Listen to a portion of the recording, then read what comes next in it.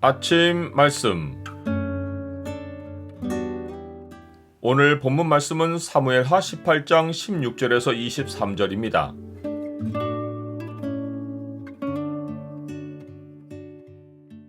자기 이익을 챙기지 말고 온전히 행하는 자가 되라.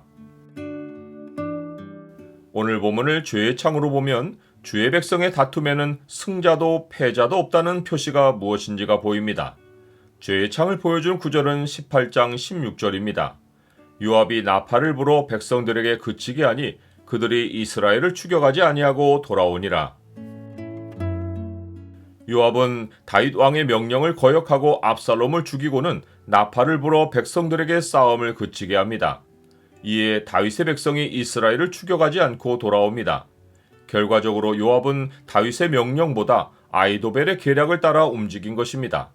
즉 우두머리만 제거하면 된다는 아이도벨의 계략에 따라 압살롬을 죽이고 싸움을 멈추게 한 것입니다. 요압은 사실상 압살롬을 도와 반역에 동참할 수 있는 인물입니다. 요압은 압살롬이 자기 형 암논을 죽이고 외가인 그술로 피해 있을 때 다윗을 찾아가서 압살롬이 돌아오도록 일을 꾸민 사람입니다.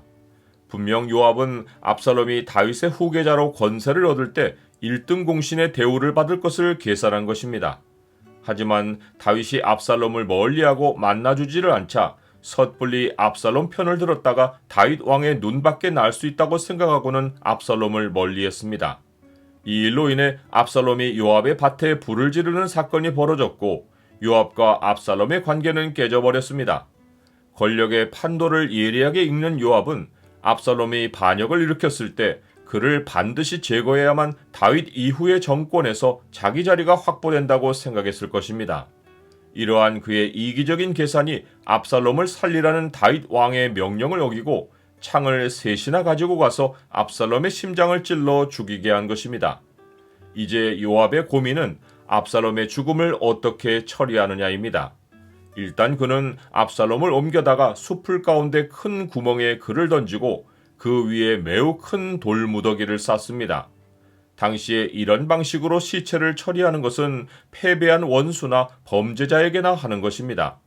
요압은 이런 방식으로 압살롬의 죽음을 공개적으로 불명예스럽고 수치스럽게 만들어서 자기가 압살롬과 같은 원수를 죽인 것을 정당하게 보이도록 꾸민 것입니다. 그 결과 압살롬을 따랐던 온 이스라엘 무리는 자기들도 반역자로 몰려서 압살롬처럼 수치를 당해 죽을 것을 두려워하고 각기 장막으로 도망합니다.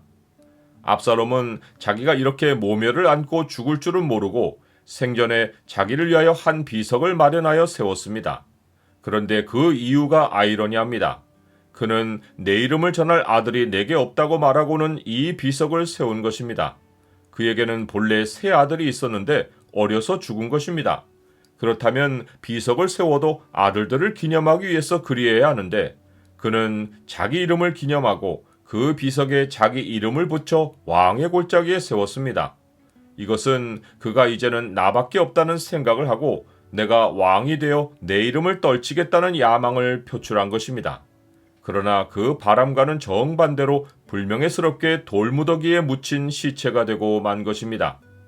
이제 요압은 다윗 왕에게는 어떤 식으로 소식을 전해야 하는지를 고민합니다. 그는 압살롬이 죽은 것이 다윗에게 결코 좋은 소식이 아닌 것을 알고 있습니다. 그런데 이때 사독의 아들 아히마아스가 요압에게 내가 빨리 왕에게 가서 여호와께서 왕의 원수 갚아주신 소식을 전하게 해달라고 요청합니다. 그는 일찍이 후세의 계략과 아이도벨의 계략을 다윗에게 알렸던 두 사람 가운데 하나입니다. 요압은 다윗이 압살롬을 원수로 보지 않는다는 것을 너무도 잘 알기에 아히마아스를 말리며 오늘 소식을 전하는 자가 되지 말고 다른 날에 전하라고 말합니다.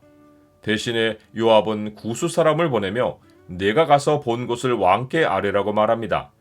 구스 사람은 요압에게 절하고 다름질하여 다윗에게로 갑니다.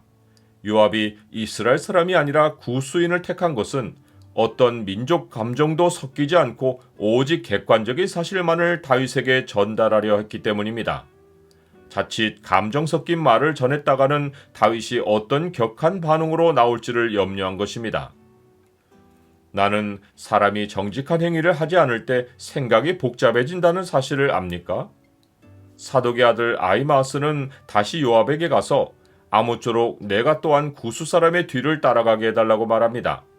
요압은 그가 다윗에게 상을 받으려 한다는 것을 감지하고는 이 소식으로는 상을 받지 못할 것이라고 합니다. 하지만 아히마아스는 한사코 달려가겠다고 해서 요압이 허락합니다. 이에 아히마아스는 들길로 다름질하여 구수 사람보다 앞질러 갑니다. 다윗은 아들의 소식을 애타게 기다리는데 아히마아스는 이 기회를 놓치지 않고 권세자에게 좋은 인상을 심어 자기 자리를 확보하려고 시도하고 있습니다.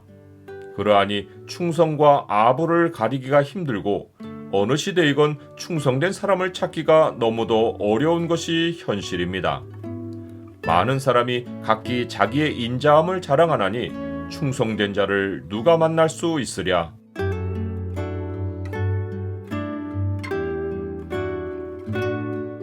주님, 주의 백성이 어려움을 함께 하는 것이 마땅한데 그러는 가운데도 자기 이익을 챙기는 사람들이 있으니 사람의 마음속 생각은 주만 아십니다. 어떤 사람들과 함께 하든지 간에 오직 진리를 따라 온전히 행하는 자가 되게 하옵소서. 예수 그리스도의 이름으로 기도드립니다. 아멘.